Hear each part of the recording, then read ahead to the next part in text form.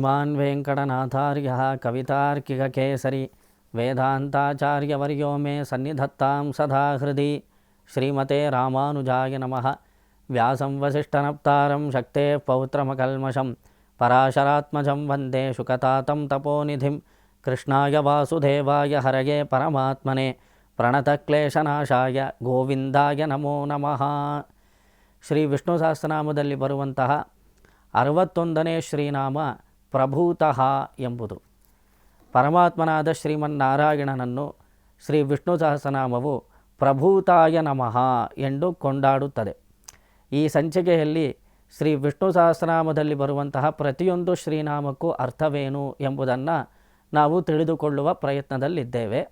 ಶ್ರೀ ಪರಾಶರ ಭಟ್ಟರು ತಮ್ಮ ವಿಷ್ಣು ಸಹಸ್ರನಾಮದ ಭಾಷ್ಯದಲ್ಲಿ ಪ್ರಭೂತ ಎಂದು ಕರೆಯಲ್ಪಡುವಂತಹ ಪರಮಾತ್ಮನ ಶ್ರೀನಾಮವನ್ನು ವಿವರಿಸಬೇಕಾದರೆ ಸರ್ವಸಂಹಾರೇಪಿ ನಿತ್ಯ ನಿರ್ಮಮರ್ಯಾದ ಭೋಗೋಪಕರಣ ಪರಮಪದತೆಯ ಪ್ರಭೂತಃ ಸಮೃದ್ಧಃ ಎಂದು ಕೊಂಡಾಡಿದ್ದಾರೆ. ಎಲ್ಲವನ್ನೂ ಪರಮಾತ್ಮ ಸೃಷ್ಟಿ ಮಾಡ್ತಾನೆ, ಜೊತೆಗೆ ಎಲ್ಲರನ್ನೂ ಸಂಹಾರ ಕೂಡ ಮಾಡ್ತಾನೆ. ಜೊತೆಗೆ ನಿತ್ಯವಾಗಿರುವಂತಹ ಸೀಮಾತೀತವಾದಂತಹ ಅಂದರೆ ಅಪ್ರಾಕೃತಮಯವಾದ ದಿವ್ಯಲೋಕವಾಗಿರುವಂತಹ ಶ್ರೀ ವೈಕುಂಠಕ್ಕೆ ನಾಯಕನಾದವನು ಎಂದು ಈ ಒಂದು ಶಬ್ದ ವಿವರಣೆಯಲ್ಲಿ ಪರಾಶರ ಭಟ್ಟರು ಕೊಂಡಾಡ್ತಾರೆ. ಭೋಗೋಪಕರಣ ನಿತ್ಯಂ ನಿತ್ಯಂ ನಿರ್ಮಮರ್ಯಾದಂ ಪರಂಪದಂ ಯಸ್ಯ ತೇನ ಸಮೃದ್ಧತ್ವಾತ್ ಪ್ರಭೂತ ಇತಿ ಕಥ್ಯತೆ. ಅಂದರೆ ಭೋಗೋಪಕರಣವಾಗಿರುವಂತಹ ನಿತ್ಯ ವಿಭೂತಿ ಎಂದು ಕರೆಯಲ್ಪಡುವಂತಹ ಶ್ರೀ ವೈಕುಂಠವೆಂಬ ಐಶ್ವರ್ಯವನ್ನು ಉಳ್ಳವನು, ಆದ್ದರಿಂದ ಅವನು ಪ್ರಭೂತನು ಎಂದು ಹೇಳ್ತಾರೆ. ನಿತ್ಯ ವಿಭೂತಿ ಎಂಬ ಸಮೃದ್ಧಿಯುಳ್ಳವನಿಗೆ ಪ್ರಭೂತಃ ಎಂಬ ಶಬ್ದ ಹೋಲುತ್ತದೆ ಅಥವಾ ಒಪ್ಪುತ್ತದೆ ಎಂದು ಈ ಒಂದು ಶ್ರೀನಾಮಕ್ಕೆ ಅರ್ಥ ವಿವರಣೆಯನ್ನು ಕೊಡ್ತಾರೆ ಶ್ರೀ ಪರಾಶರ ಭಟ್ಟರು. ಭಗವಂತ ಅವನಿಗೆ ನಿತ್ಯ ವಿಭೂತಿ ಲೀಲಾ ವಿಭೂತಿ ಎಂದು ಎರಡು ವಿಧವಾದ ವಿಭೂತಿಗಳು. ನಿತ್ಯ ವಿಭೂತಿ ಎಂದು ಕರೆಯಲ್ಪಡುವಂಥದ್ದು ಶ್ರೀವೈಕುಂಠ, ಲೀಲಾ ವಿಭೂತಿ ಎಂದು ಕರೆಯಲ್ಪಡುವಂತಹದ್ದು ಈ ಪ್ರಪಂಚ. ಭಗವಂತ ತನ್ನ ಲೀಲೆಗೋಸ್ಕರ ತಾನೇ ಈ ಒಂದು ಲೋಕವನ್ನು ಸೃಷ್ಟಿ ಮಾಡಿದ್ದಾನೆ. ಇಲ್ಲಿ ತಾನು ಅವತರಿಸಿ ಹಲವಾರು ವಿಧವಾದ ಲೀಲಾ ವಿನೋದಗಳನ್ನೆಲ್ಲ ಮಾಡ್ತಾನೆ ಪರಮಾತ್ಮ. ಹಾಗೆ ಶ್ರೀ ಕೃಷ್ಣಾವತಾರ ನಡೆದಂತಹ ಸಂದರ್ಭದಲ್ಲಿ ದ್ವಾರಕಾಪಟ್ಟಣವನ್ನು ಆಯ್ಕೆ ಮಾಡಿ ಅಲ್ಲಿ ಸರ್ವ ವಿಧವಾದ ಲೀಲೆಗಳನ್ನು ಮಾಡಿ ತೋರಿಸ್ತಾನೆ ಶ್ರೀಕೃಷ್ಣ ಪರಮಾತ್ಮನು. ಹಾಗೆ ಶ್ರೀಕೃಷ್ಣನ ಚರಿತ್ರೆಯಲ್ಲಿ ಬರುವಂತಹ ಒಂದು ಘಟನೆ ಅದೇನು ಅಂದರೆ ಕಡೇ ಕಾಲದಲ್ಲಿ ಶ್ರೀಕೃಷ್ಣ ತನ್ನ ಸ್ವಸ್ಥಾನವಾಗಿರುವಂತಹ ಶ್ರೀ ವೈಕುಂಠವನ್ನು ಪ್ರವೇಶ ಮಾಡೋದಕ್ಕಿಂತ ಮುಂಚೆ ಏರ್ಪಟ್ಟಂತಹ ಘಟನೆ ಅದೇನು ಅಂದರೆ ದ್ವಾರಕೆಯ ಪಕ್ಕದಲ್ಲಿ ಪಿಂಡಾರಕವೆಂಬ ಕ್ಷೇತ್ರ.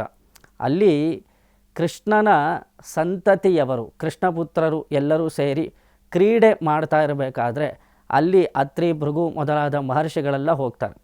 ಅಲ್ಲಿ ನಾರದಾದಿ ಮಹರ್ಷಿಗಳೆಲ್ಲ ಆ ಮಹರ್ಷಿಗಳನ್ನು ನೋಡಿದ ತಕ್ಷಣ ನಾವು ನಮಸ್ಕರಿಸಬೇಕು ಎಂದು ಶಾಸ್ತ್ರ ವಿಧಿಸತ್ತೆ. ಅವರನ್ನು ಯಾವ ಕಾರಣಕ್ಕೂ ಕೂಡ ಗೇಲಿ ಮಾಡಬಾರದು, ಅವರ ವಿಷಯದಲ್ಲಿ ತುಂಬ ಮರ್ಯಾದೆಯಿಂದ ನಡೆದುಕೊಳ್ಳಬೇಕು, ಅವರಿಗೆ ನಮಸ್ಕಾರ ಮಾಡಿ ಅವರ ವಿಶ್ವಾಸವನ್ನು ಸಂಪಾದನೆ ಮಾಡಬೇಕು. ವೈಷ್ಣವರ ವಿಷಯದಲ್ಲಿ ಅಥವಾ ಭಾಗವತೋತ್ತಮರ ವಿಷಯದಲ್ಲಿ ನಾವು ಅಪಚಾರವನ್ನು ಮಾಡಬಾರದು ಎಂಬುದು ಧರ್ಮ ಸೂಕ್ಷ್ಮ. ಇದು ಕೃಷ್ಣಪುತ್ರರಾದವರು ಇದನ್ನು ಅವರು ಕೂಡ ಮಾಡೋದಕ್ಕೆ ಸಾಧ್ಯವಾಗದೇ ಇದ್ದಾಗ ಅವರಿಗೂ ಶಾಪ ತಟ್ಟುತ್ತದೆ ಎಂದು ಈ ಘಟನೆಯ ಮೂಲಕ ನಮಗೆ ಗೊತ್ತಾಗತ್ತೆ. ಕೃಷ್ಣಪುತ್ರರೇ ಆಗಿದ್ದರೂ ಸಹ ಭಾಗವತೋತ್ತಮರ ವಿಷಯದಲ್ಲಿ ಅಪಚಾರ ಮಾಡಿದಾಗ ಅವರೂ ಕೂಡ ದಂಡನೆಯನ್ನು ಅನುಭವಿಸಲೇಬೇಕು ಎಂಬುದು ಈ ಚರಿತ್ರೆ ತೋರಿಸತ್ತೆ. ಅಲ್ಲಿ ಕೃಷ್ಣನ ಪುತ್ರರು ಅವರು ಒಂದು ಆಟ ಆಡ್ತಾ ಇರಬೇಕಾದ್ರೆ ಅದರಲ್ಲಿ ಸಾಂಬ ಎಂದು ಕರೆಯಲ್ಪಡುವಂಥ ಒಬ್ಬ ಕೃಷ್ಣನ ಪುತ್ರ ಅವನು ಗರ್ಭಿಣಿ ಹೆಂಗಸಿನಂತೆ ವೇಷ ಹಾಕ್ಕೊಂಡು ಅಲ್ಲಿ ಬಂದಿರುವಂತಹ ಮಹರ್ಷಿಗಳ ಮುಂದೆ ನಿಂತು ನನ್ನ ಹೊಟ್ಟೆಯಲ್ಲಿ ಬರುವಂತಹ ಮಗು ಹೆಣ್ಣೋ ಗಂಡೋ ಹೇಳಿ ನೋಡೋಣ ಅಂತ ಗೇಲಿಗೋಸ್ಕರ ಕೇಳ್ತಾನೆ. ಅಲ್ಲಿ ಅವನು ಬರೀ ವೇಷ ಹಾಕ್ಕೊಂಡಿದ್ದಾನೆ ಎಂಬುದು ಮಹರ್ಷಿಗಳಿಗೆ ಗೊತ್ತಿಲ್ವಾ? ಖಂಡಿತ ಗೊತ್ತಿರತ್ತೆ. ಆ ಮಹರ್ಷಿಗಳೆಲ್ಲ ಈ ರೀತಿ ನಮ್ಮ ವಿಷಯದಲ್ಲಿ ಇವರು ಅಪಚಾರ ಮಾಡ್ತಾ ಇದ್ದಾರಲ್ಲ, ನಮಗೇ ಗೇಲಿ ಮಾಡ್ತಾ ಇದ್ದಾರಲ್ಲ ಎಂದು ಭಾವಿಸಿದವರೇ ಇವನ ಹೊಟ್ಟೆಯಲ್ಲಿ ಒಂದು ಕಬ್ಬಿಣದ ಒನಕೆ ಹುಟ್ಟುತ್ತದೆ. ಆ ಒನಕೆಯು ಇಡೀ ಯಾದವರನ್ನು ಸರ್ವನಾಶ ಮಾಡುತ್ತದೆ ಎಂದು ಹೇಳಿಬಿಡ್ತಾರೆ ಮಹರ್ಷಿಗಳು. ಆ ಮಹರ್ಷಿಗಳ ವಾಕ್ಯನಂತೆ ಸಾಂಬನ ಹೊಟ್ಟೆಯಿಂದ ನಿಜವಾಗಲೂ ಒಂದು ಕಬ್ಬಿಣದ ಒನಕೆ ಹುಟ್ಟುಬಿಡತ್ತೆ. ಈ ವಿಚಾರವ ಉಗ್ರಸೇನ ಮಹಾರಾಜನಿಗೆ ಗೊತ್ತಾಗುತ್ತೆ. ಆ ಸಮಯದಲ್ಲಿ ಉಗ್ರಸೇನ ಮಹಾರಾಜನೇ ರಾಜ್ಯಭಾರ ಮಾಡ್ತಾ ಇರ್ತಾನೆ ದ್ವಾರಕೆಯನ್ನು. ಈ ರೀತಿ ಪಿಂಡಾರಕ ಕ್ಷೇತ್ರದಲ್ಲಿ ಭಾಗವತೋತ್ತಮರ ವಿಷಯದಲ್ಲಿ ಅಪಚಾರ ಮಾಡಿದ್ರಿಂದ ಸಾಂಬನ ಹೊಟ್ಟೆಯಲ್ಲಿ ಕಬ್ಬಿಣದ ಒನಕೆ ಬಂದಿದೆ, ಅದು ಯಾದವರ ಕುಲಕ್ಕೆ ಸರ್ವನಾಶಪ್ರಾಯವಾಗಿರುತ್ತದೆ ಎಂಬ ಶಾಪವಿದೆ ಎಂಬ ವಾರ್ತೆ ಕೇಳಿದ ತಕ್ಷಣ ಉಗ್ರಸೇನ ಮಹಾರಾಜ ಸ್ವಲ್ಪ ಉಪಾಯ ಮಾಡಿ ಆ ಕಬ್ಬಿಣದ ಒಂದು ಒನಕೆಯನ್ನು ತುಂಡು ತುಂಡಾಗಿ ಕತ್ತರಿಸಿ ಸಮುದ್ರದಲ್ಲಿ ಎಸೆದು ಬಿಡಿ ಎಂದು ಆಜ್ಞೆಯನ್ನು ಹೊರಡಿಸ್ತಾರೆ. ಹಾಗೆ ಎಲ್ಲರೂ ಕಬ್ಬಿಣದ ಒನಕೆಯನ್ನು ಒಂದೊಂದು ತುಂಡು ತುಂಡಾಗಿ ಕತ್ತರಿಸಿ ಸಮುದ್ರದೊಳಗಡೆ ಎಸೆದು ಬಿಡ್ತಾರೆ.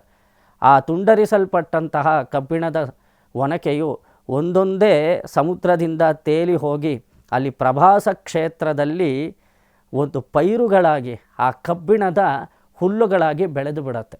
ಜೊತೆಗೆ ಒಂದು ತುಂಡನ್ನು ಒಂದು ಮೀನು ನುಂಗು ಬಿಡುತ್ತೆ. ಆ ಮೀನನ್ನು ಒಬ್ಬ ಮೀನುಗಾರ ಹಿಡಿದು ಅದನ್ನು ಮತ್ತೆ ಒಬ್ಬ ಬೇಟೆಗಾರನಿಗೆ ಅದೇ ಮೀನನ್ನು ಮಾರಿ ಆ ಬೇಟೆಗಾರ ಆ ಮೀನನ್ನು ಕತ್ತರಿಸಬೇಕಾದರೆ ಅದರ ಒಳಗಡೆ ಒಂದು ಕಬ್ಬಿಣದ ತುಂಡನ್ನು ನೋಡ್ತಾನೆ. ಅದನ್ನು ತನ್ನ ಬಾಣಕ್ಕೆ ಸೇರಿಸಿಕೊಳ್ಳುತ್ತಾನೆ ಆ ಬೇಟೆಗಾರ. ನೋಡಿ, ಇದು ಮತ್ತೆ ಈ ಕಬ್ಬಿಣದ ಒಂದೊಂದೇ ತುಂಡುಗಳು ಹುಲ್ಲಾಗಿ ಪ್ರಭಾಸ ಕ್ಷೇತ್ರದಲ್ಲಿ ಬೆಳೆದು ಬಿಡುತ್ತೆ. ಆ ಸಮಯದಲ್ಲಿ ಇನ್ನೇನು ಲೋಕವು ಭಗವಂತನಿಂದ ಪ್ರಳಯ ನಡೆಯುತ್ತದೆ, ಲೋಕವೇ ಸರ್ವನಾಶವಾಗುತ್ತದೆ ಎಂಬ ಕಾರಣಕ್ಕೋಸ್ಕರ ಉಗ್ರಸೇನ ಮಹಾರಾಜ ಅಲ್ಲಿರುವಂತಹ ದ್ವಾರಕೆಯಲ್ಲಿರುವಂಥ ಎಲ್ಲ ಜನರನ್ನು ಸಂರಕ್ಷಣೆ ಮಾಡಬೇಕು ಎಂಬ ಸಲುವಾಗಿ ಎಲ್ಲರನ್ನೂ ಒಂದೊಂದು ಊರಿಗೆ ಕಳಿಸಿಬಿಡ್ತಾನೆ. ಆಗ ತಾನು ಯಾದವರು ಸೇರಿ ಈ ಪ್ರಭಾಸ ಕ್ಷೇತ್ರಕ್ಕೆ ತೀರ್ಥಯಾತ್ರೆಯಾಗಿ ಹೊರಟು ಬಿಡ್ತಾನೆ. ಆ ಸಮಯದಲ್ಲಿ ಪ್ರಭಾಸ ಕ್ಷೇತ್ರಕ್ಕೆ ಎಲ್ಲ ಯಾದವರು ಬಂದು ಸೇರ್ತಾರೆ. ಒಂದು ಸಮಯದಲ್ಲಿ ಯಾದವರ ಕುಲನಾಶ ಏರ್ಪಡತ್ತೆ. ಅವರ ಕುಲ ನಶಿಸಿ ಹೋಗಬೇಕು ಎಂಬುದು ಭಗವಂತನ ಸಂಕಲ್ಪ. ಅದು ಕೆಟ್ಟ ಜನ ಯಾವ ಕುಲದಲ್ಲಿದ್ದರೆ ಏನು, ಭಗವಂತ ಅವತಾರ ಮಾಡಿರೋದೇ ದುಷ್ಟ ಜನರನ್ನು ಸಂಹರಣೆ ಮಾಡೋದಕ್ಕೋಸ್ಕರವಾಗಿಯೇ. ಜಾತಃ ಕಂಸವಧಾರ್ಥಾಯ ಭೂಭಾರೋತ್ತಾರಣಾಯ ಚ ಎಂದು ಕೃಷ್ಣನನ್ನು ಮಂಗಳಾಶಾಸನ ಮಾಡ್ತಾರೆ.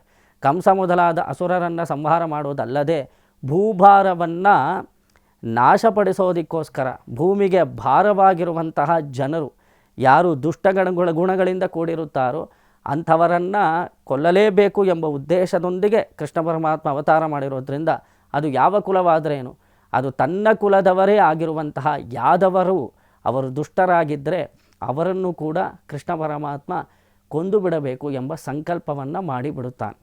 ಆ ಸಮಯದಲ್ಲಿ ಪ್ರಭಾಸ ಕ್ಷೇತ್ರದಲ್ಲಿ ಈ ರೀತಿ ಘಟನೆ ಏರ್ಪಡುತ್ತೆ. ಪ್ರಭಾಸ ಕ್ಷೇತ್ರದಲ್ಲಿ ಎಲ್ಲ ಯಾದವರು ಸೇರ್ತಾರೆ. ಅವರು ಮಧುಪಾನ ಮಾಡಿ ಒಬ್ಬರಿಗೊಬ್ಬರು ಅವರು ಛೇಡಿಸುವ ಸಂದರ್ಭದಲ್ಲಿ ಒಂದು ಗದ್ದಲ ಏರ್ಪಟ್ಟು ಅವರವರವರಲ್ಲೇ ಜಗಳವೇರ್ಪಟ್ಟು ಒಬ್ಬರಿಂದ ಒಬ್ಬರು ಕೊಂದು ಅವರವರಲ್ಲೇ ಒಂದು ವೈಮನಸ್ಯದಿಂದ ಅವರವರೇ ಒಂದು ಸಂಹಾರವಾಗಿಬಿಡ್ತಾರೆ. ಅವರವ್ರ ಕೈಯಲ್ಲಿ ಅವರೇ ಹೋಗಿಬಿಡ್ತಾರೆ.